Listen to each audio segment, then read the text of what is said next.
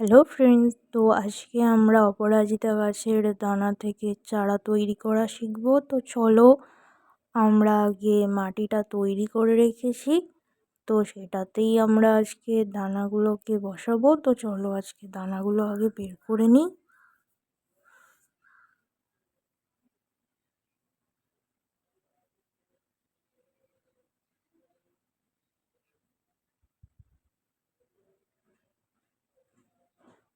তো আমার এখানে দানা বের করা হয়ে গেছে। তো এবার আমি মাটিতে ভালো করে পুঁতে দেবো।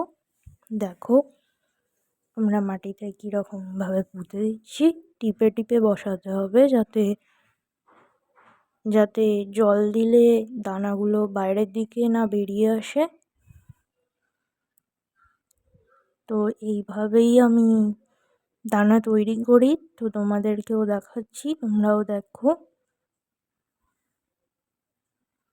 এবার আমরা জল দিয়ে নেব, ভালো করে জল দিয়ে নিতে হবে যাতে দানাগুলো ভালো করে ভিজে যায়। তো দেখো আমি ভালো করে জল দিয়ে নিচ্ছি। জলে কিন্তু আমার কোনো কিছুই মেশানো নেই। Tata, bye bye.